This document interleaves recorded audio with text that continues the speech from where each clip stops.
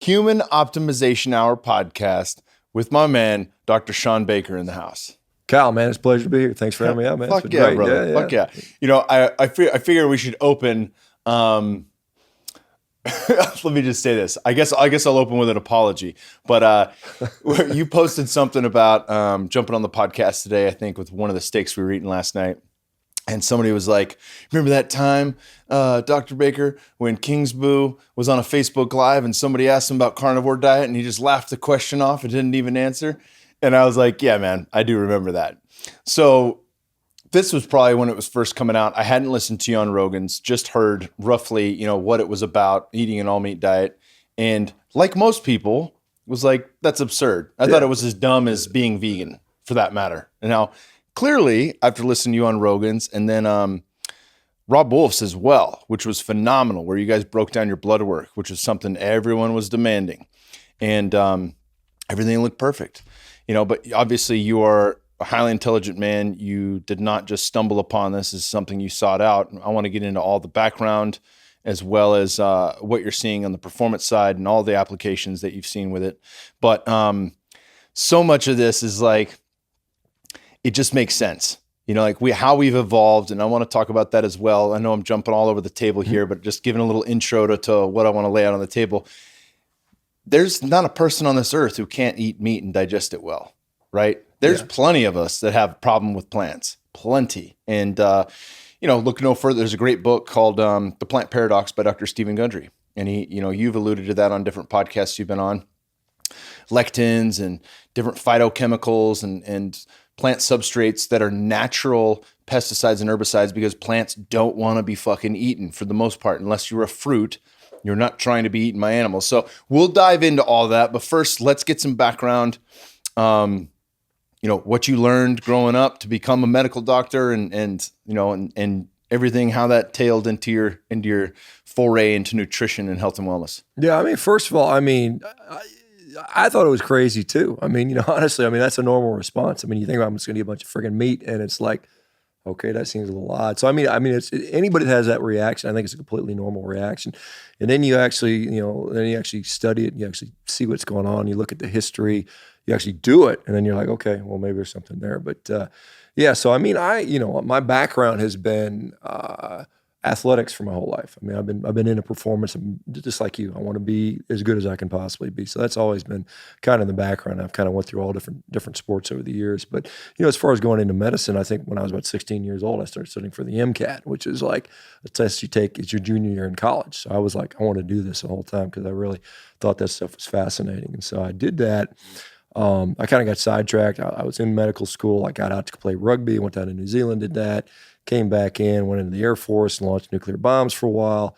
Got tired of playing rugby, get my head kicked in. I remember the last game I was playing a team from Russia out in Las Vegas, and laying at the bottom of the pile, this guy's kicking me in the head. I got blood coming out of my ears, kind of like the MMA stuff, where you get in there like, all right, fuck this shit. I'm 30-something years old. I'm like, I'm going to go back to medical school. Air Force was kind enough to pay for it for me. I went in, did my time, did the stuff in the military, did some trauma surgery, and then kind of went from there. But then, as you get older and older, as you find out when you get in your 40s, now in your 50s, you find out that, man, the stuff I could do when I was 20, eat shit, go out and party, and still kick ass, it doesn't happen anymore. So some things have to come around. And I always thought, I'll eat whatever I want as long as I train hard enough. And that worked till I was about 42, 43. And then it was like, wait a minute, I'm getting sick, And so I started playing with different things. Nutrition was the number one thing. I went through all kinds of diets. It's not like I just said, I'm going to just eat meat out of the blue. I started eating, I went on a low fat diet, high fiber, almost vegetarianish diet with a little bit of meat. And that worked. I lost weight. I was about 245 now. I was about 285, 290 back then when I was, lifting heavy. And so I dropped about 50 pounds in about 3 months, just, because I was eating like 7,000 calories a day. And then you drop that down to like normal people food, and weight just dropped off of me. But, and I was training three times a day. I was jumping rope, a couple thousand jump ropes in the morning, coming home at lunch from work, working out, going in the evening, jumping rope. I remember on my 46th birthday, I remember I was like, every year on my birthday, I'll do like some crazy ass workout. It's like with a number, like I'm turning 40, I'm going to do whatever. I did like 40 reps of 315 pound deadlift or something like that. It was just like, so my Something 46th absurd. birthday, I was love it. like, I'm going to do 46 times, 4,600 jump ropes in a row. That sucked, by the way. That was like 55 minutes of jumping rope constantly. So, I mean, I did that stuff and I lost weight, but then, you get to a point where this is not sustainable. I just can't live this way. I'm just hungry all the time. I'm freaking starving. I'm pissed off. I'm not a happy guy. People at work are not happy to be around me because I'm just like, I'm fucking hungry. So then I went and did paleo. I started looking at Mark Sisson's work, and I think he's got some great stuff out there. And Rob Wolf. Yeah. Rob Wolf and those Phenomenal guys did the paleo stuff. This makes sense. It's kind of funny because when I was playing rugby about 20 years ago, there was a student of Lauren Cordain's. I was on the rugby team, and he was out there eating these nuts, and he was like talking about eating frequent meals, and doing these microbots of exercise. But he's doing that early research in paleo stuff, and I looked at him, Wow. what the hell are you doing? It's kind of a weird dude. Yeah, that is kind of funny. weird. Like 20 years later, You like, tell me you don't eat bread. Right. You tell me you don't eat yeah, cheese. Exactly, the same thing. But What the fuck's wrong with you? Things change when you get new information. But so then I go paleo, and then I just get in and start reading like Gary Taubes' work and start reading some of the low carb stuff. Played with that. Progressively saw some improvements, started applying that to patients, saw significant improvements with patients, some of them like not even needing surgery anymore because it was like their diet fixed their problem, which I had never even thought of. Before it was just like, you can, you go lose weight and they never do, or if you can't lose weight, here's an injection, here's an anti-inflammatory. Yeah, maybe we'll stick a scope in your knee. Okay, that doesn't work. We'll go in there, and now it's time. As you get older, maybe it's time to replace your knee, and that's the paradigm we're brought up on as a surgeon. So once I started seeing these significant benefits from diet, that really woke me up, and then I started seeing it myself. So then I get into the keto stuff. I did that for a couple of years, felt good, and then I just, for whatever crazy reason, I started reading about like a bunch of meat and eggs diet, like Vince Caranda. Back into that, sort of looking at that stuff, looking at some of the older stuff. And then I saw a community online where there were these people doing it for 10 years, 15 years, 20 years, and they looked pretty good. I said, well, I'll just try it. What the hell can happen? What's going to happen? I like steak anyway. And, I did it for 30 days and I felt pretty damn good. And, then I went back and I said, well, it was a 30-day experiment. I'm going to go back to eating my keto stuff. I just didn't feel as good. It's like a little bit of joint pain, because when you get old, as years of getting beat up, things. Yeah, things all those affect old you. injuries can resurface fairly So, and quickly. I think your diet impacts that. And so I started saying, my back was a little sore. I just didn't have quite as much energy. Didn't feel quite as good. So I said, well, I'm going to go back to eating meat. And I did, and I've been doing it now. So in December will be exactly 2 years. So I started right at the beginning of December 2016. And man, I continue to get stronger. I continue to feel better. I continue to, just objectively seeing things in the gym, which I think are a pretty nice way to assess your progress, because there's some very, we talked about objective things. You can look at, am I getting stronger? Can I lift more on the bar? Okay, that's a good thing. Can I row faster? Okay, that's a good thing. When we look at performance, I know there's a lot of stuff around, glucose being preferred fuel for certain activities, but when you look at the whole package for performance, and as a fighter, it's not just one day. It's not the one day that you fight. It's all that preparation that goes into it. And so if you're, if you're lethargic, you don't feel like training, if your joints hurt, if your mood doesn't feel good, those things impact the overall finished product. And so you have to look at what's happening over 6 months, over a year, over a career, 10 years. And I think this is somewhere, you get into this sort of, guys like Tim Noakes out of South Africa, I don't know if you're familiar, he talks about the same thing.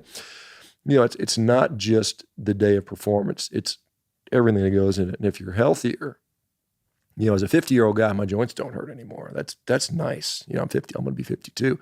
That allows me to train really hard. And we'll go train later today, hopefully. And we can hopefully kill it. But I mean, those are the things that I think ultimately, lead to, at least from a performance aspect. And we can get into there's some recent studies come out that are pretty interesting talking about why some of the stuff is starting to make sense. Which is I'm down. Let's break down some of that. And I also wanted to touch on, you brought up something that is critical, because there's a lot of athletes that listen to this show, and there's some new. Mark Sisson has Primal Endurance, was a great book that I read before I did a 50K Ultra, talking about the benefits of keto when you're doing more of that, very steady state endurance stuff, and a lot of the stuff that Jeff Volek and Steve Finney came out with were on distance runners and things of that nature, but there never was like this glycolytic athlete doing these things. And, Sisson's new book, The Keto Reset Diet, talks about Louis Villaseñor's work, the Keto Gains guy, who's been he's worked with Rob Wolf quite a bit. And there's some applications for targeted keto. We were talking last night about just dextrose tablets right before you're getting ready to lift, things like that. So you can still hit both of those angles. But truly, to get it all from your food makes the most sense to me. And that's something that I've noticed, and you noticed, obviously, and that, you know, most of your workouts and the world records that you're setting with the Concept 2 rower are very glycolytic. And, you know, obviously, you know, I know you told Rob Wolf you wanted to leave the blood work for him and you can just refer people back to it. So I highly encourage people, we'll link to your episode with Joe Rogan, we'll link to your episode with Rob Wolf so they can get a further breakdown there. But talk a bit about how the body adapts over time. We know this now with some of the longer term ketogenic diets, with the ability to mobilize fat in the body, to hold it and store it in the muscle, to have more glycogen on hand. Talk a bit about that from the ketosis standpoint, and then also from the carnivore standpoint, where you've seen, you know, fasting blood sugar rise as a means to account for your glycogen output. Yeah, I mean, there's just to jump ahead a little on this topic. So there was a nice study that I just put up on Instagram today that Ben Bickman showed me, and it basically it was done in 2018, looking at coupling carbohydrate and protein and looking at restoration of glycogen. And so we see that even in very, very low carbohydrate situation, if you take an adequate protein, which is, I think, one of the nice things about a carnivorous diet, you're getting plenty of protein, and you're not lacking for protein, is it shows that glycogen restoration is very good. And so almost rivaling that at a high carbohydrate state. So I think that's something that probably needs further exploration. So I do think you restore glycogen, because like I said, what I'm doing is definitely glycolytic. And so I went and had, as part of this German documentary, I had my, VO2 max testing done, and and they looked at and I'm clearly burning fat, you know, like you'd see with people that are fat adapted through high levels of exercise until you get to that threshold. And my threshold is very, very high before I tap into glucose. So I can train very hard prior to needing that glucose. So I can hit pretty high levels, and then I need the glucose. The nice thing about that, and there's studies like Volek and those guys have demonstrated that, like with ultra endurance athletes, that when they primarily use fat, their oxidative stress levels are much lower, you know, at the end of a race compared to traditional cleaner fuel. So you don't get beat up as much. And so that's a nice thing. That's why the recovery for so many people is like much better. And that's the fun thing I found carnivorously, that my recovery is awesome. I can train hard day in and day out. And again, ultimately, training intensely over time is going to equal performance. So the more often, recovery is important, obviously, but if you're recovering well, then you can train more. And so it's not a matter of sort of overtraining, it's under recovering. And so if you can go all out and recover and go all out again, you know, the next day or 2 days later, you're going to end up with a better result long term. But it's much of the data we have, and again, this is a problem in general with a lot of the research that we've had. You know, the typical athletic dietary protocol study is take some college kids, you know, because they're cheap, right? And what do they normally eat? They normally eat 3, 4, 5, 6 times a day. They're eating 50, 60, 70% carbohydrate diet with snacks. And they study those guys who aren't chronically adapted to this stuff. And this is a lot of times we see this is they'll say, well, they do better with a small dose of protein. And this is where all these studies, and they're starting to show that it's not necessarily true. You can eat a whole bunch of protein in one sitting. You know, you can feast like, you know, you and I, or we've been doing, and you're absorbing more than the 30 grams that was once out there. Bullshit limits that think. I mean, it's like, you know, you think about it from an evolutionary standpoint. Do we think that prehistoric man was running around with Tupperware bowls eating 30 grams of protein in a bowl? Six meals a day, 6 to 8 meals a day, every hour and a half, they piece off to the side to make a meal. It's just not realistic. I mean, think about if you're out in the woods and, you know, I mean, even if you're going to cook it, you know, cooking is about 400,000 years old. And even after we invented cooking, a lot of people still didn't cook, so they eat the stuff raw, which is a different topic. But so you think about how inconvenient would it be to have to light a fire every 2 hours. I mean, this is not practical. And so we were designed back then, and we can look at, like, you know, we'll talk like competitive eaters. Like there's a gal named Molly Schuyler, right? I don't know if you know who she is. So she is a female, weighs about 120 pounds. Her record for one meal of meat, 22 and a half pounds. Good God. And she weighs 120 pounds. So she as a human being can eat 22 and a half pounds. That's, by the way, that's about the same as what a wolf can do. A wolf can pack down about 22 pounds, about 140 pound wolf. So humans have that capacity. If we look back, like even the Mongolian societies where they would routinely eat 10 pounds in one sitting, and they may not eat for 2 or 3 days. I mean, and that is how That's not how we're used to doing it now, because we have food every time we turn around. There's snacking everywhere. But if we look on the human spectrum, humans have survived by feasting and then fasting. I mean, that's I think that sort of goes what we're learning about autophagy and some of the fasting protocols. And so I like to use intermittent feasting as, just eat till you're totally full. And then when you're hungry again, eat again. It's very simple. And I mean, if you think about it, why do we make nutrition so complicated? I mean, there's not any other animal in the world out in the wild that has to have an app or a micronutrient density chart or a calculator. They just freaking eat, man.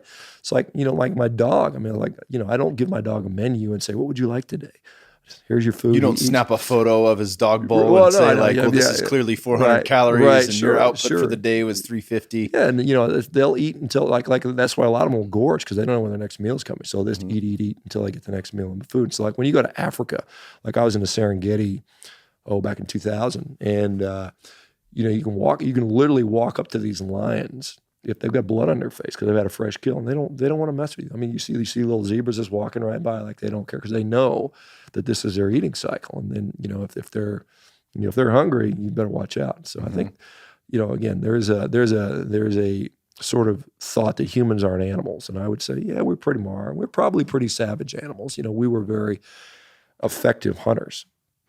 And we go back, and this is a neat thing. If you look at what the Anthropology says, we all know there's cave paintings of bison and all these megafaunal animals. And if we go back even before we were Homo sapiens, if we go back to time of Homo erectus, and again, this presumes that you believe in evolution. There's people out there that flat Earth and create, I don't know. I don't know, but I mean, but like I said, have some odd beliefs. So you get into all. It's a funny thing with this diet, because diet affects everything. So you get wackos from all over the place. I got people that are like, that we get these people that are like Nazi guys that like it. There's people that are, flat Earth people that like it. There's people that don't believe in any climate change. There's all kinds of things. I'm like, I don't know, man. All I care about is just eat a damn steak, right?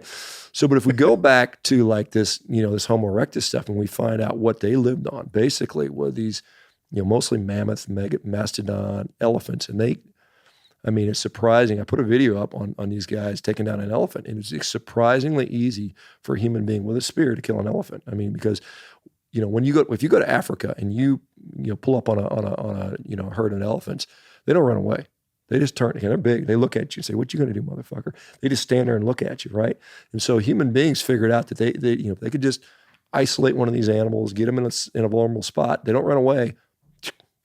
They use their powerful shoulders, which we adapt. That's why we can throw a baseball 95 miles an hour, because, and back then, as we talked about, humans were stronger back then too. So they might even put these guys to shame. Maybe they're throwing even harder. So it's very easy for them to kill those animals. And it showed that whenever they wanted to, there's a nice study, I think it was a 2016 study out of Tel Aviv, whenever they wanted to, humans could take down an elephant. So they probably had unlimited fatty meat to live on. And this is in certain parts of the world. So it's like, is that part of our history? Does it make sense? If we want to say that, not snacking continuously and maybe being in ketosis is a good thing, and then I think about, well, what are the reasonable ways human beings could have done that? It wasn't drinking MCT oil. They weren't eating avocados. They didn't have 80. They weren't figuring out how to get 80 to 90% fat in their diet. Well, I mean, like I said, just eating off the animal. Just eat a big animal, and that's the thing when we talk about. Like a lot of, this is the interesting thing, because when you look at modern indigenous tribes like the Hadza and some of these other tribes, you're looking at a different subset of people, because they have a different selection of food to eat from back what we had back then. So once the megafaunal animals died off, and we can debate whether it was climate change or some giant asteroid or human overhunting, it's probably a combination of both. Once those animals died off, 25,000, maybe 15,000 years ago, we're like, what are we going to eat now? So we had to change different strategies, and that's why, like if you look at a wild animal, everybody says, well, look at a lion. They'll go for the organs first, right? They'll rip up. So everybody's got to eat liver, and everybody's got to eat a bunch of intestines and stuff like that. The reasons they do that is because the animals they're eating, the zebras, the wildebeest, they're very lean animals by comparison, and so they know that they got to get enough fat. I mean, protein is very easy to get when you're a carnivore. Protein's not hard. I mean, any animal's got a bunch of protein. That's why they get rabbit starvation if they're lean and they only eat rabbit. So you got to get fat. So that was a puzzle piece. How do you get enough fat? And humans solved that initially by hunting these big fatty animals. Okay, then when that ran out, then they started. Now they're doing more fat-seeking behavior. They're going for more organ meats. They're breaking bones to get the marrow. They're eating the brains.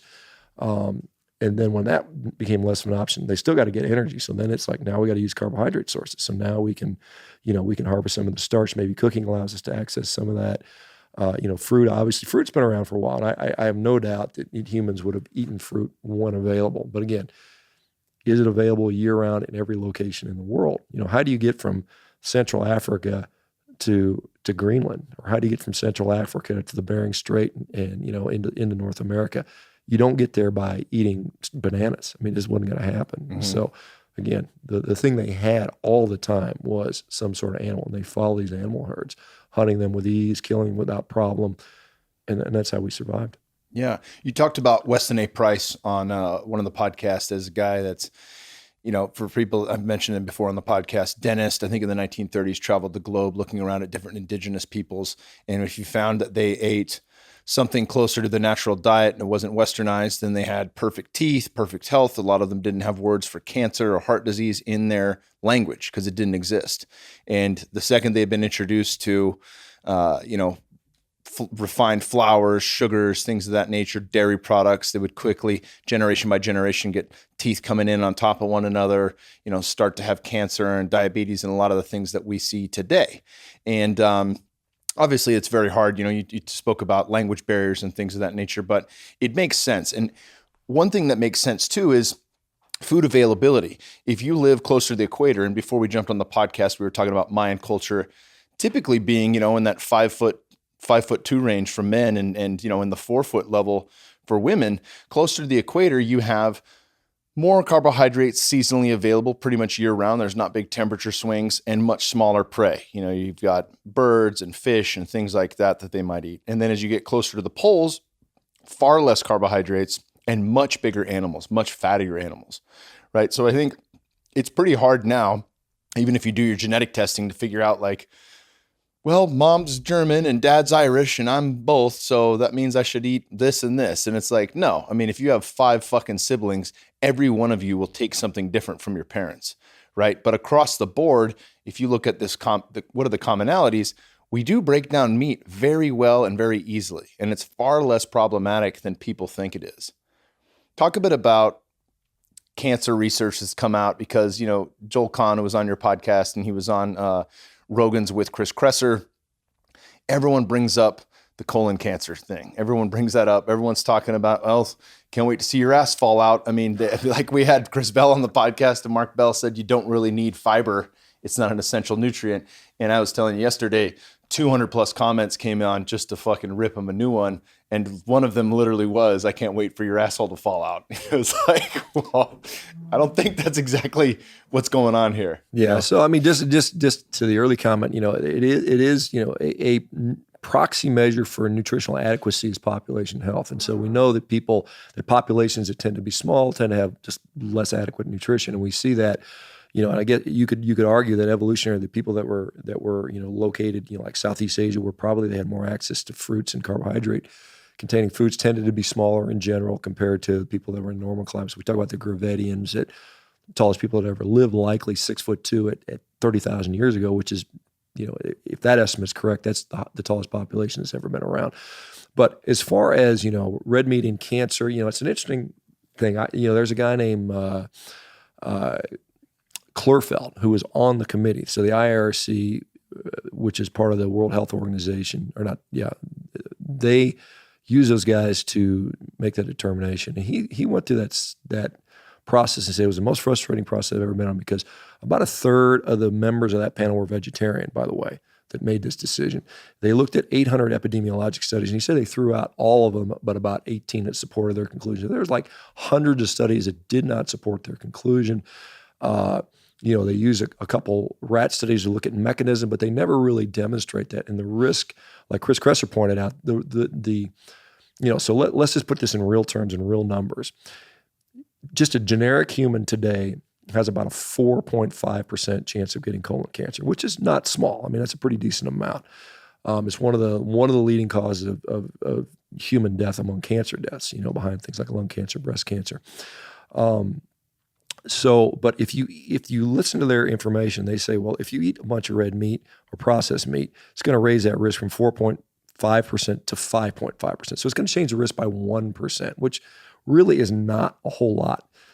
And again, that's assuming you believe the epidemiology. So when we look at things that raise our risk, and so that's a relative risk of about 17%. So it's not until you get to about a doubling or a 200% increase in risk is there any real thing that you can say this may be something there. So most people that understand epidemiology say you can't even draw. It could be anything. It could be healthy user bias, which we talk about.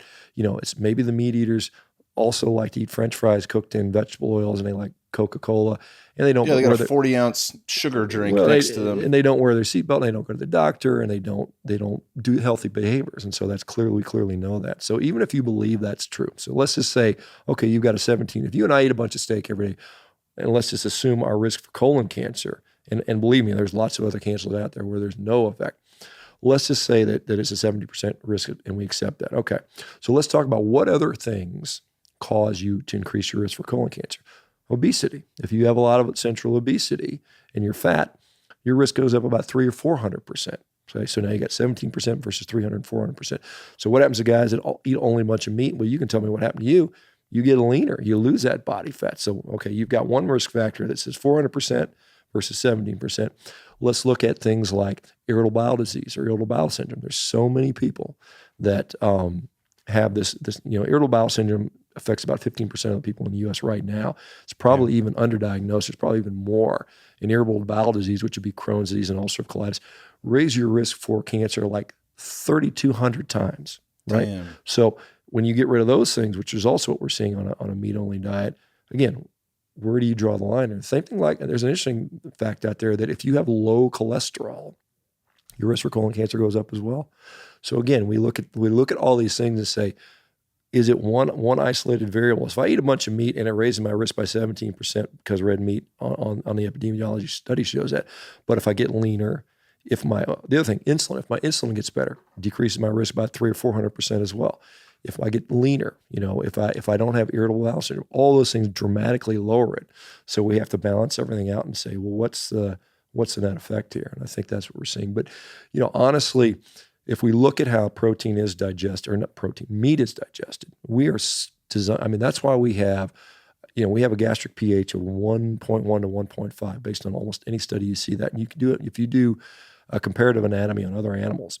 The animals that have the lowest pH, in the wild are that approximate humans are things like vultures and hyenas because they were scavenger animals. And the reason humans probably at some point evolved, initially scavenging. We would maybe follow these big saber-toothed cats, which were running around back then, or other lions, find a kill. The meat may have been sitting out for 8 hours, and then we would go in there and eat it, and it would be spoiled, or there would be some bacteria on it. That's why we started developing the low pH, because the animals that had the low pH could protect themselves from infection. The ones that couldn't didn't do so well. That's how natural selection works.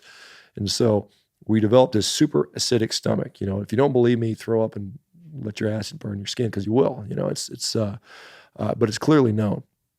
So we have all these, peptide hormones. We got, trypsins and chymotrypsins and all these different proteases designed for doing that. But we have specific transporters. It used to be thought that, we would only absorb individual amino acids. We'd break it down and we'd see individual amino acids. But it turns out we have di and tripeptide transport for things like carnosine, carnitine, which are exclusively found in meat. We have specific transporters for those things in our gut.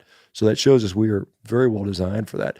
And in fact, the myth is out there that meat's going to rot in your colon. That doesn't happen at all. We know from ileostomy patients. So patients have had their colons removed, and you can see what comes out their small intestine. When you feed them meat, almost nothing goes out. That's why this myth about constipation occurs, because you don't waste your food. When you're eating a high fiber diet, 80% of the food you eat just goes back into the toilet. So it's just like you're just running it through and not getting any nutrition out of it. And so you're just, in the United States, we waste about 40% of our food. It goes in a landfill. And most of that's fruits, vegetables, and baked goods. So you waste all that food, you produce all this food, we waste it all, and then we eat all this high fiber food, and it goes in the toilet. So it's not a very efficient system, right? We look at like gorillas, and people say that humans are, primates, we should eat like primates.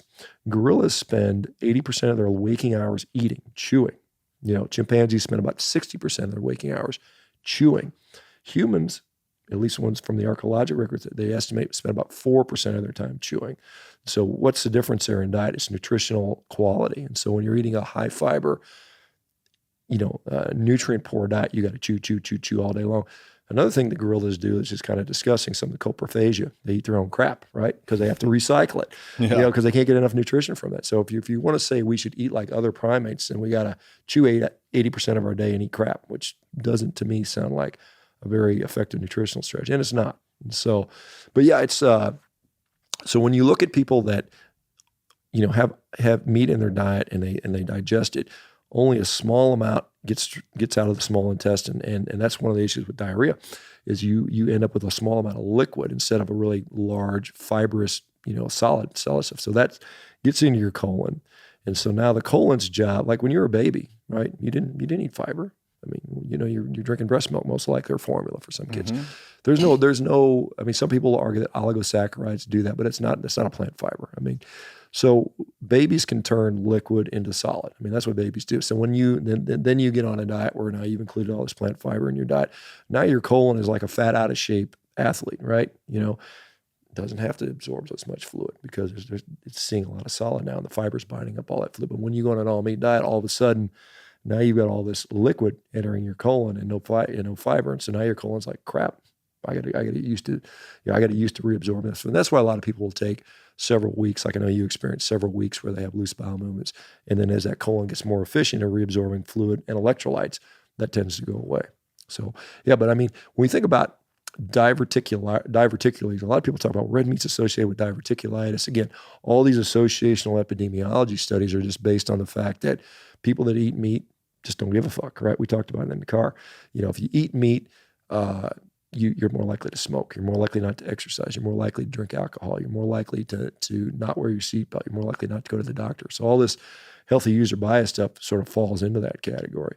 And so, but when you actually look at the physiology, when you're eating meat, nothing but liquid goes in there. And so there was a nice study that Dr. Peary did in, I think, 2012. Her name's Alice Peary. You can look that up. Looking at fiber intake and diverticular disease. And she did, I think it was like 2,000 colonoscopies. The people that ate the most fiber and had the most bowel movements had the highest rate of diverticular disease. So it's like the total opposite. So anytime you test these epidemiology studies, and John Onnit out of Stanford, one of the most well-respected and quoted researchers in the world, has gone on to say that nutritional epidemiology is completely misguided. And that's where 80% of our nutritional knowledge comes from, is these epidemiology studies. And when you test those, and they've done that where they've tested those, they've taken these nutritional epidemiology tests and they've actually done randomized control trials. And guess what percentage of them actually lined up? 0%. Damn. Not a single epidemiologic study was shown to be true based on a randomized control trial. So again, you have to say, where's our data coming from? So my argument would be, is we really don't know. I mean, we've got these assumptions we've made. If we go back to the creation of the American Dietetics Association, 1914, 1917, that organization was created by Seventh-day Adventists that were vegetarian leaning. And so we've got this sort of belief that we should all be on a plant-based diet from the very beginning, since 1917, so for 100 plus years now. So again, and you have subsidies for modern agriculture and things of that nature, and how do we feed starving populations and worry about that shit. And then when you have a big push for that, and we see all sorts of problems with the environment now with monocropping and agriculture, big agriculture, what does that do? It leads us to nutrient devoid food. And a lot of these things, even if they're not, we talked about the vertical diet with Stan Efferding, and I think it works for a lot of people. White rice is the least problematic of grains because it's not going to have a lot of phytic acid and a lot of the other things that are problematic for people. But at the same time, there's nothing in it other than carbohydrates. There's no vitamins and minerals. Your body's not absorbing anything outside the carbohydrates with that, right? And that's the least problematic. When you talk about corn, wheat, and a lot of these things, it's an issue. Even if you don't think you have a gluten intolerance, most of those are genetically modified, and that's only for the purpose of using more glyphosate, which is a known carcinogen. All these things that we put in our body, if that's the bulk of our food, that's a fucking problem, And if you think about what we waste in the toilet, It's the same. What we put in our bodies has a huge impact on our bodies. And if we're putting in stuff that is not leaving us more whole and it's taking more work to move it through our body, that's where we start to see chronic illness. No, absolutely. I mean, it is, there's a recent study talking about, there's protein digestibility, looking at comparing plant-based proteins to animal-based proteins. And we look at something called the digestibility index of indispensable amino acids, something along those lines. They look at that and they see that, when you compare these plant-based proteins, they're lower, the viability is much lower. Their digestibility is much lower. And the only thing that kind of approaches like whey protein is soy protein when you look at it from just a digestibility standpoint. But at the same time, soy has phytic acid, which we talked about. It has trypsin inhibitors, which again, trypsin is a enzyme that digests protein. So it leads to less digestibility. So you need more of that. You have to eat much more protein on a vegetarian-based diet to get the same amount of nutrition you will from a animal source diet. And that's the thing. When we look at these environmental footprints, we can make a lot of calories, and feed people calories. That's not hard. And in fact, the best crop, the best way to do that is basically sugar. Whether it's sugar cane or beets or something like that, that is the most efficient way to get lots of people calories. And so we export that around the world, and grains are right up there. And so you can get a lot of people a lot of calories. You can't get them a lot of nutrition. So when we take, animals out of the equation, which some people want to, you can feed a lot of people and they won't starve to death, but they're going to end up just what we see all the time, either malnourished or if they eat too much of it, just fat, obese. Mm-hmm. And in my argument, obesity is still malnourishment. It's an undernourishment. You've got an overabundance of calories, no doubt, but you don't have enough protein. You don't have enough nutrition. You don't have enough minerals and vitamins. And so we had Max Lugavere on the show. Sorry to cut you off. Max Lugavere was talking about, even if you're thin, if you're putting shit in your body and you're doing like if it fits your macros style diet where you're loading up on the right number of donuts each day because it's still under your total calorie output, absolute bullshit. He's like, you might look thin on the outside, but you're metabolically obese. Your body is fucking up on the inside. There are levels of health, right? And we know this from a performance standpoint. Obviously, you try to go have a PR in the gym on donuts versus on some good meat, having steak, like you talked about the old fighters and boxers and Mongols all loading up on meat before they go into battle. There's a clear-cut difference in performance there. And there's no mistake about that. How the body responds to the nutrition you put in, you see that on all levels, but especially in the performance era.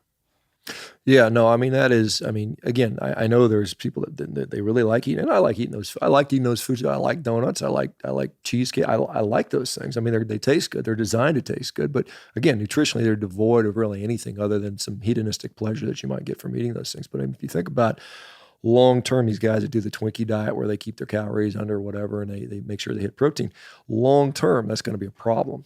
I don't care who you are. I mean, there's, if we just look at the modern diet, what has been added to our system? I think vegetable oils are garbage. It's stuff that was invented in the late 1800s. It's interesting, the history behind that is, Eli Whitney invented, we all learned Eli Whitney invented the cotton gin in 18 whatever. And that's a great thing. We can do this cotton. But then they had all this extra cottonseed and cottonseed oil. They didn't know what to do with it. So it was an industrial lubricant. And that's what they used for a while. And then somebody figured out how to hydrogenate this stuff, a German researcher, right? I forget the guy's name. And they were like, wait a minute, this is just like lard. And so they replaced lard, which would have been a staple for cooking for thousands of years in the human diet, lard and other tallow and other animal fats. So we introduced that into the human diet around, late 1800s, early 1900s. And then guess what? This chronic disease epidemic starts to appear. Is that directly related? I don't know for sure, but it's pretty suspicious. The other things we've entered, high fructose corn syrup, sucrose wasn't something we had a lot of access to. And that's why I talk about dextrose, because if we look at some of these populations, a lot of people will use, people like Japan, well, these Japanese and Asian people eat a lot of white rice, right? That's glucose. It's not sucrose. It's basically starch, which is glucose. And I think we have a better tolerance for that. And again, if it doesn't jack up your guts, because I think a lot of these different compounds that are in there, we can say that, all vegetables are great and good, and there's people that believe that. But I think you have to be more sophisticated in that. You can say it has some compounds that we might need, but it also has some things that we may not do well with. Oxalates, they're a perfect example. If you eat a bunch of spinach and eat a bunch of oxalates, if you eat enough, you can fry your kidneys. Now, it's not like most people are eating, 20 cups of spinach a day, but even in low doses, if you eat a lot of it, it might be an issue for you. It might be a gut issue because oxalates form crystals, which can be very irritating to the gut lining. And so we have to be, a little bit more, circumspect when we look at, when we're recommending certain foods as to how they tolerate different people. Yeah, and how often is that, right? If I have kale once a week, my body might treat that as a hormetic stressor and bounce back from that even stronger. But if I'm having, a Joe Rogan kale shake every morning, fucking 7 days a week, that for some people is going to be a huge issue. And I think that's one of the most fascinating things that we see with the carnivore diet. Jordan Peterson's daughter's been on it and been a huge trailblazer for that, as far as her draw. She's a popular person. People know who the fuck she is, and it's getting a lot of people to pay attention. But so many people have autoimmune disease. So many people have things that are going wrong internally, and they see complete turnarounds in their health and wellness. And, being able to get off all these fucked up medications that they're prescribed for inflammation, like prednisone and just nasty stuff that has a lot of side effects. Yeah, that's very interesting. When we talk about, one thing I know Joe talked about kale shakes and how when he takes a shake, it goes right through him. He goes, crap. Well, I think, maybe because your body doesn't like that. It's trying to get rid of the crap, You can make that argument, right? But, this is interesting stuff. When we talk about autoimmune disease, and there's a lot of other illnesses that go into it. Autoimmune diseases probably affect us more than we know, and probably some of the mental health diseases. Some people will argue are autoimmune diseases like depression and anxiety and some of that stuff. But there's some good evidence now showing that may be related to gut permeability. And so with leaky gut, and there's a group out of Hungary called the Paleomedicina groups, and a lot of research on all meat diets. They've got thousands of patients they've run through this now, and what they're seeing is certain foods tend to promote leaky gut, right? And so if we look at some of the things they talk about, some of the things like some of the sweeteners and sugar, some of the like nightshade vegetables, things like glutens and grains do that. Some of the legumes do that. Dairy can do that for some people. Some medications like antibiotics. So when you have this leaky gut situation, we have foreign compounds that aren't supposed to get through, and then we have a reaction to that. So that's probably the basis for that. I know Alessandro, I forget the research name, but Alessandro Faisano I think he's up in Boston somewhere. He's done a lot of research around there showing that he thinks that autoimmune disease is a leaky gut problem. And there's pretty good evidence of that. But the group in Hungary is showing that people, when they go on an all meat, and they have a ketogenic, they keep it fairly fatty. When they do that, and they measure leaky gut through something called polyethylene glycol. So you swallow some polyethylene glycol, and then you can see what you excrete, and then you can estimate what your gut permeability is. And that's a pretty well recognized measure. And they see that when people go on a meat-based diet, their leaky gut resolves, usually within about 2 weeks for most people. And they also see because they treat a lot of these autoimmune diseases like I've seen all over the place, is they see that markers of inflammation, tumor necrosis factor alpha, interleukin-6, and some of the other markers of inflammation also plummet. At the same time, the autoimmune symptoms go away. So this is pretty compelling evidence that at least from a, maybe not causative factor, but how do I fix this problem? And this may be why people say, well, carnivore diet's an elimination diet. Sure it is, of course. Eliminate poison, that's a no-brainer.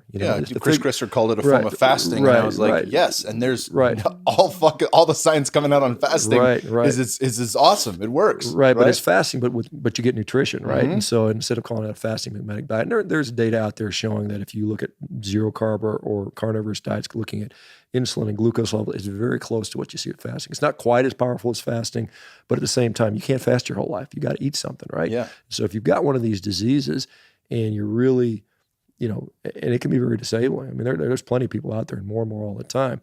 This is a very effective strategy to not only fix that issue, but also get you good nutrition. And then there's other benefits beyond that as far as retaining lean muscle mass, performance, and we can talk a little bit about that stuff. I mean, there's all kinds of, look at creatine, right? Creatine is, if we look at supplements out there, and I know you guys do supplements, but if we look at the supplements that have a really good history of actually rigorously working, creatine is one of them, right? It's probably the best research supplement that works across the board ever. And where do you get creatine from? From friggin' red meat. That's what it's in there. So, I mean, you see all these, I like to see all these new supplements come out like collagen peptides. Where do you get collagen? It's freaking in a steak. So all these things that seem to have a benefit for us, carnosine, carnitine, it's just in a damn steak. And so, I mean, I think, and I'll touch on this because I know at Onnit you guys do supplements. So I think from a supplement standpoint, we have to think about what normal human health, and then getting beyond that. Now we talk about performance. Do supplements have a role in performance? And that's where I think certain plant compounds, maybe glucose. I think from my view, the most effective use of plant food and carbohydrate is just glucose. I mean, I think that is, you're not getting, you can argue there's different micronutrients and stuff like that. I can tell you from living for 2 years without that, I'm not dying. I'm not dying from some micronutrient Your blood work looks phenomenal too, Well, I mean, and again, blood work is, there's one metric, but the more important things I think are, let's look at chronically what's going on. I had my heart scan done, my coronary artery calcium scan, perfect 0. No disease of atherosclerotic disease there. And so, but again, you can say, well, there's, this and that phytochemical. There's no essential requirement for that. If there were an essential requirement for a phytochemical, we would all have died as human beings. We could not have gotten from point A to point B, from Africa to, North America, if we had to eat avocados, if we had to eat blueberries, or we had to have broccoli sprouts. We would have never, broccoli is only a couple hundred years old. And, it's a few thousand years old in certain places of the world, but most of the world is only a few hundred years ago. So if we were saying you have to eat broccoli and leafy green vegetables to survive, humans would have never survived. Let's think about, it from just a common sense standpoint. If you're a wild animal, like a wild human, let's say we're wild humans, and our goal is to survive and eat and get energy, you're not going to eat leaves, right? You're just not going to eat them because, one, there's no calories in them. Two, they don't taste very good. They're very bitter, and most of them are toxic anyway. So we wouldn't have pursued that as a strategy. Now, we might have eaten fruit. We could talk about, fruit is going to be sweet. It tastes good. There's going to be some sugar in there. Also looked much different. Right, even 100, 200 years ago, much different. Right. And again, if we look at foraging strategies, the amount of energy, and Mickey Bendora, who's an anthropologist, he kind of talks about this. We had him on our podcast. We look at how much energy do you have to devote to get calories from gathering some fruits, maybe some starch, versus just going out and killing a big mammoth, which has, 3 million calories, right? It's kind of interesting. The mammoths back then were about 3 times the size of a normal elephant.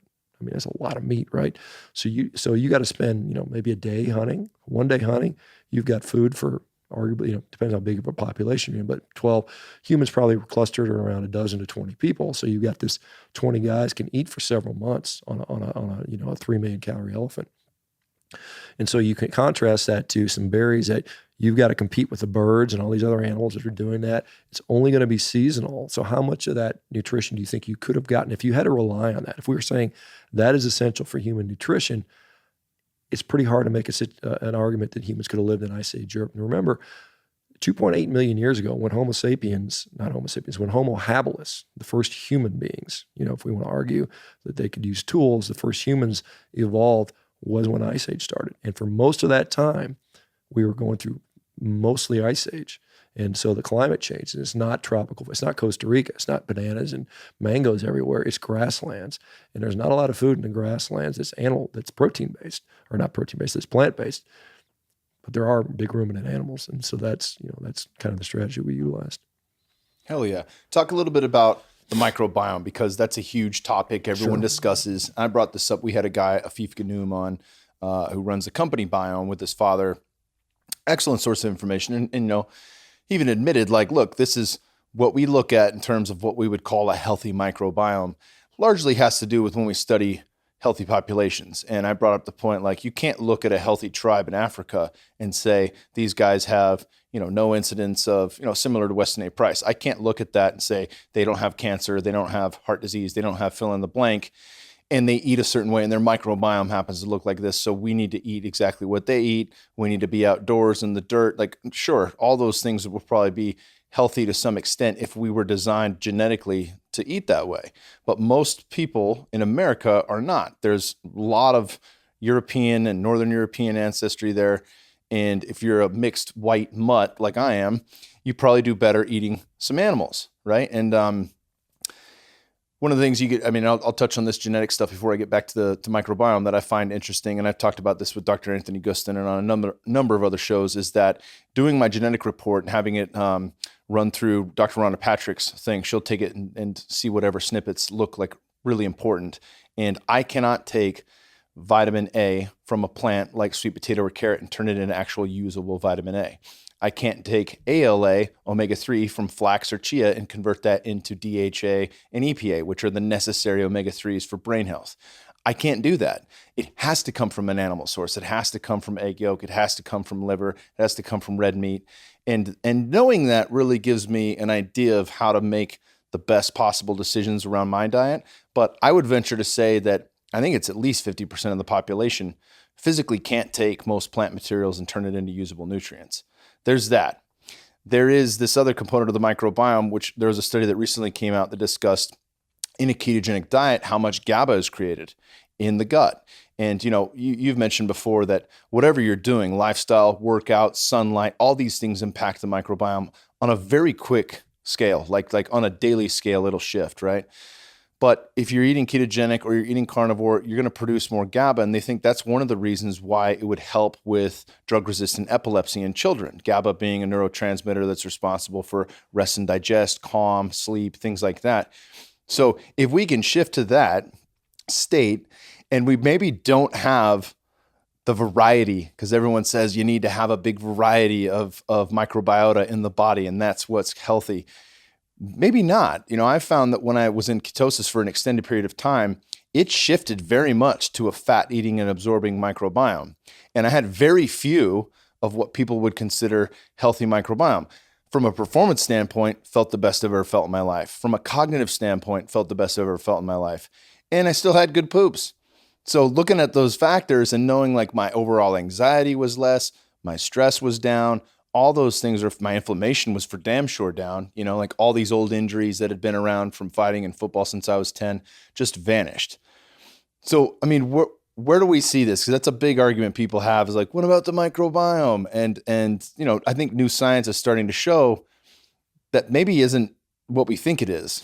Yeah, I mean, obviously that's kind of the new hot topic. And anytime we get something new, everybody, it ends up with, we discover a little bit of science. We make a lot of sales based on this stuff because we don't know yet. But really, one of the thoughts is, we'll talk about this. A lot of people are saying, well, fasting's really good, right? Fasting, everybody it's really behind fasting. Well, what does fasting do to the microbiome? What does fasting do to those fiber-loving bacteria when you don't feed them anything? Well, guess what? They die off, right? And it happens within hours. This is the microbiome shifts on an hourly basis, basically. So, I mean, the temperature, the time of the year, your sex, your age, your exercise, your sleep, all, like you talk about, all these things have an acute impact on the microbiome. And so it's a very complicated system.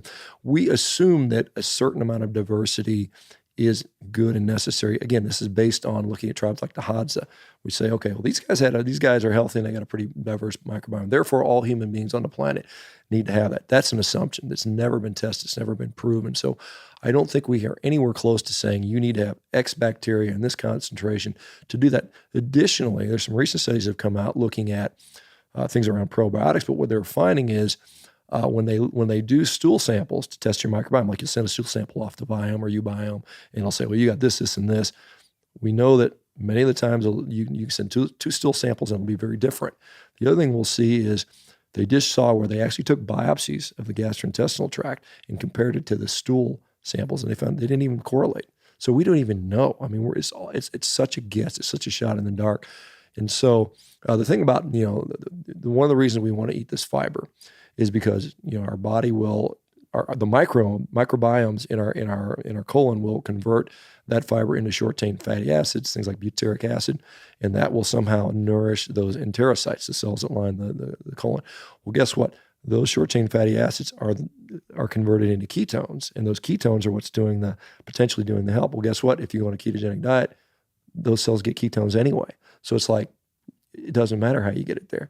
So again, it's something that we are making assumptions based on very little data. We've been studying cholesterol for over 100 years, and we still haven't figured it out yet. And this microbiome, which is orders of magnitude more complicated. I mean, there's billions of different cells of different species. We're going to sit there and say, yeah, we solved it. This is what you got to have. I'm calling BS on that. We don't know yet. And I think, we had a good researcher, Paul Mason, Dr. Paul Mason from Australia. Very nice talk about this. And the same thing, the short chain fatty acids are made if you're on a the benefits from that are made the same if you're on a ketogenic cell diet. So a carnivorous diet, as you probably found out, will produce ketones. So I don't think it's an issue. Yeah, that was another interesting fact that I mean, I only did the diet for 17 days. I do want to run it back. I ended up stopping because of a rash that I got that went away when I stopped. Keto rash is fairly common among some people.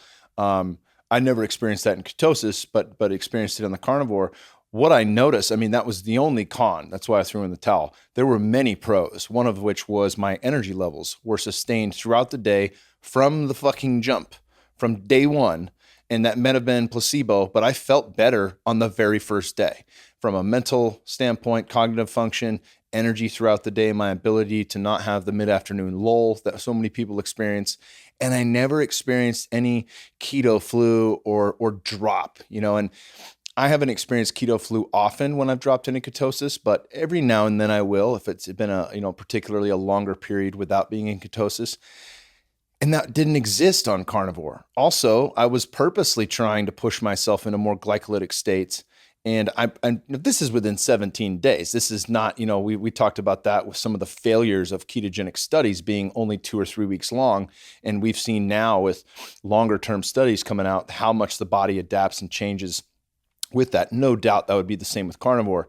But just in that short period of time, I could blast through 1 minute ski erg all out. And do multiple rounds of that and just crush my body. And there never was oh fuck, man, I hit the wall, and I've experienced that with the ketogenic diet before. But as you alluded to on Rogan's and Rob Wolf's, maybe the fact that we have gluconeogenesis, that might be the most efficient way to carb up because we're never going to get more than we need, right?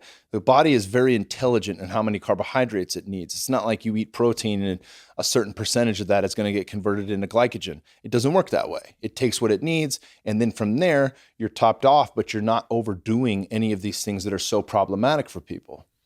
Yeah, that's something. That's a good point. Glucose is important. We need glucose in our blood. I mean, we it's not to say we don't need that, but the nice thing about it is we want to be able to regulate it very tightly. And so that's the thing about when you make your own. When your body makes your own, it's demand driven. I mean, this is pretty well demonstrated by anybody that's been on these diets. You can sit there and eat 200 grams of protein. Like we ate last night. You and I had about 2.5 pounds of steak each, right? That's a couple hundred grams of protein. If you would take your blood glucose right after that, it's probably going to bump very minimally. It's not because it's just turning it all into what some people say chocolate cake, right?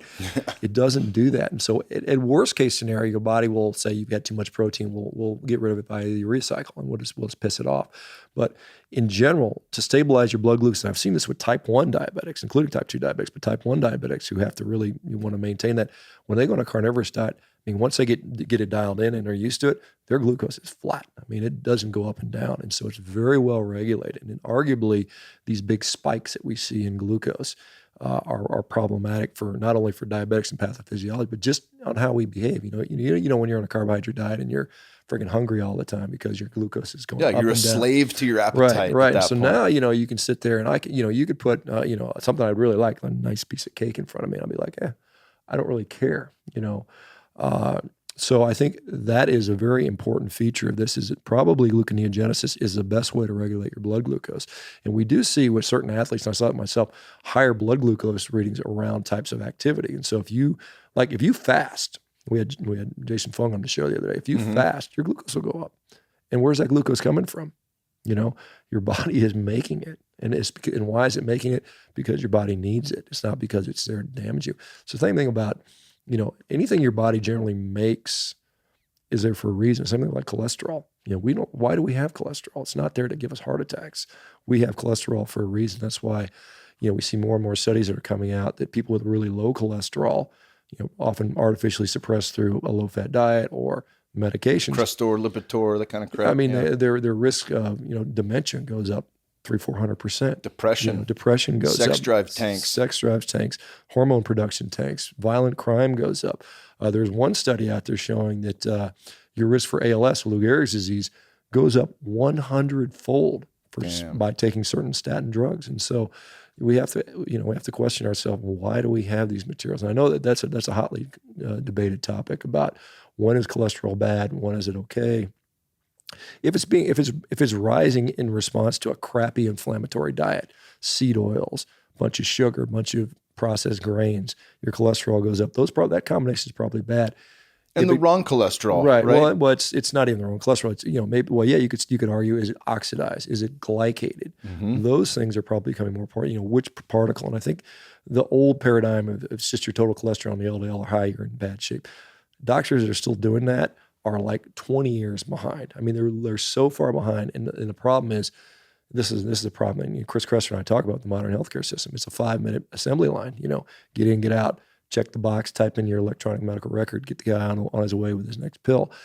And that's unfortunately what we've kind of, devolved to, and that's got to be changed. But, the nice thing about this sort of situation with this, this new social media and podcasts and people getting information other sources is they're starting to look at this and see what, get some skin in the game. Because, who cares about your own health? No one cares about your health as much as you do, or that's how it should be.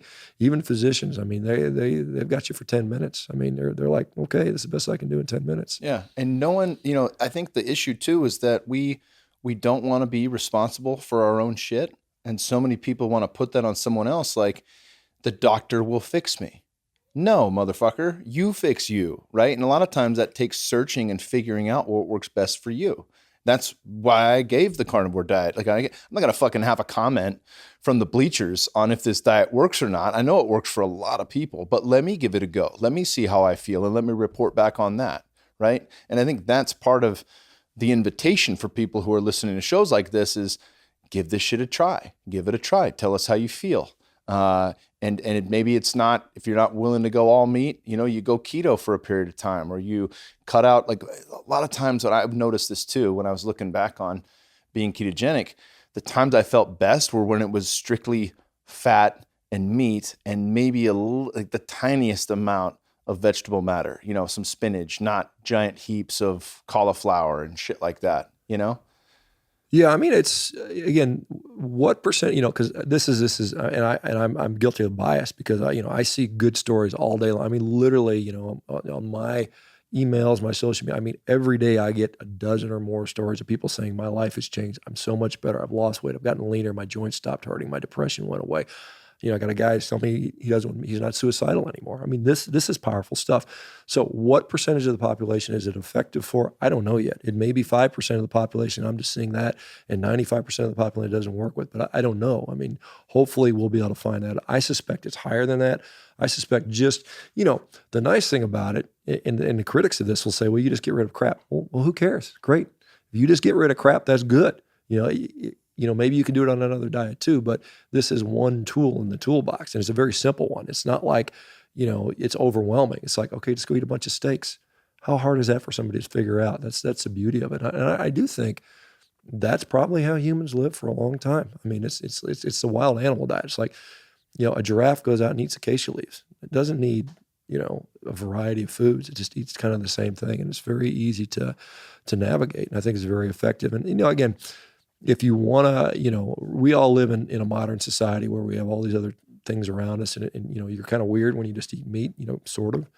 I would argue maybe other people are more crazy, but eating junk food, no one's gonna like I was talking to Matt here. If I go to a restaurant and order a steak and I put 2 sprigs of broccoli next to it, no big deal. Everybody's happy. You take the broccoli away, oh my God, you're crazy. Same thing, you go to McDonald's, you order a hamburger and a Coke. Yeah, that's normal. You take the bun off and you throw the Coke away. Oh my God, you're crazy. So we've got this perception that, eating nutritious food, and I would argue meat is probably one of the most nutritious food on the planet, is somehow not normal. And it's certainly not typical, but is it normal or not? Or is it, and again, we go into what is the normal population and what is healthy? There's a lot of people where you get older, your back hurts, your blood pressure goes up, your sex drive goes down, you get fat. That's normal. That's really common. But is that normal? Is that healthy? And I would say, hell no, it's not. You should be in your 40s and 50s and 60s and 70s. You look at some of these, African tribes. The guys are out there. I saw a post from an Inuit guy I follow up in Nunavut, and he's talking about a whale hunt they went on. And the oldest guy on the whale hunt was 92 years old. Damn. And he's still out there hunting whales. That's awesome. And so it's like, this is what the human experience is supposed to be. You're not supposed to have arthritis as you get older. And I'm somebody that sees that all the time. It's so common. One of the criticisms about when we talk about, well, when we talk about evolution, well, those people only live to be 30 years. That's not true at all.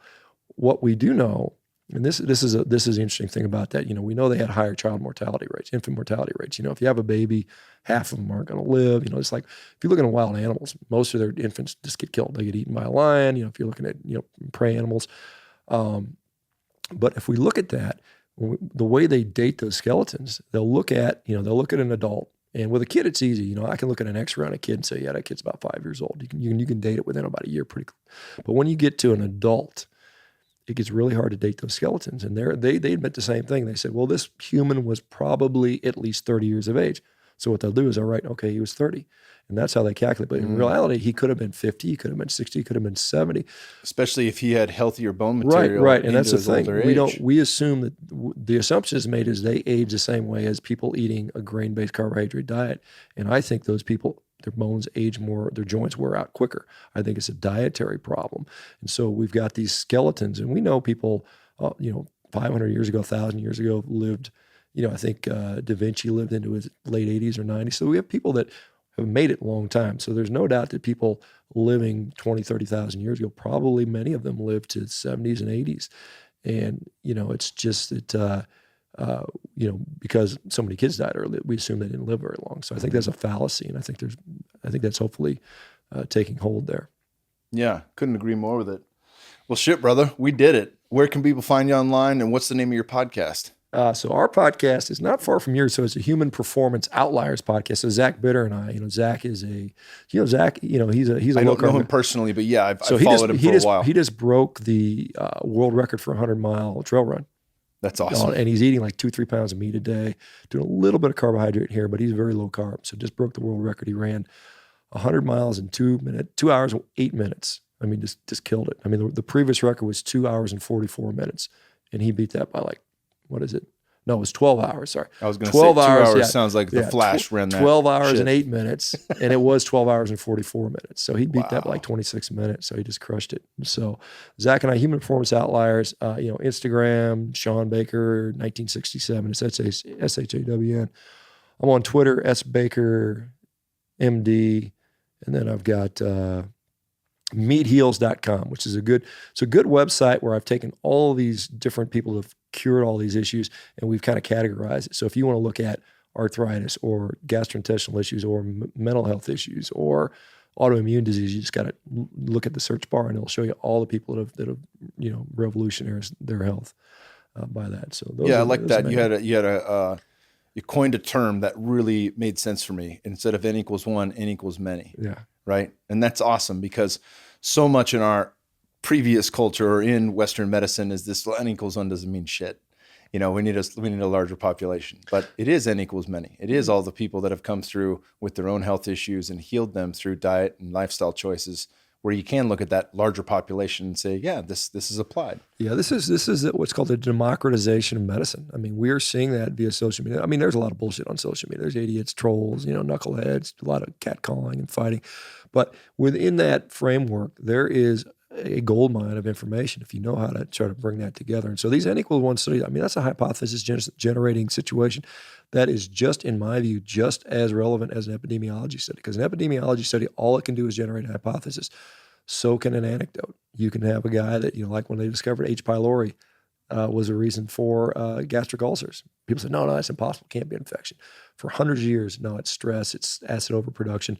So one doctor said, I think it's this. And so he made himself sick. He drank a bunch of bacteria and proved it to the rest of the world. Changed everything. So these little anecdotes can literally change how we think. So now the question is, I mean, the funny thing about this carnivore diet is 2 years ago, people thought it's just totally crazy. It's just totally crazy. Now people are saying, wait a minute, there's something here, it works. So now the next step is let's start testing it more formally. And I think that's hopefully where we'll see over the next year or two. But you don't have to wait. That's the thing. That's the important thing. You don't have to wait for a 20-year study to come out before you take action. If your health sucks and you want to do something, this is one tool. It's an extreme tool. And I would argue, and this is somewhat controversial, but I think moderation and balance doesn't get you very far. It's like you make a little minimal step. I know people say little steps at a time, but ultimately to make a big change, you have to make a big change. Yeah, and you look no further than our performance, right?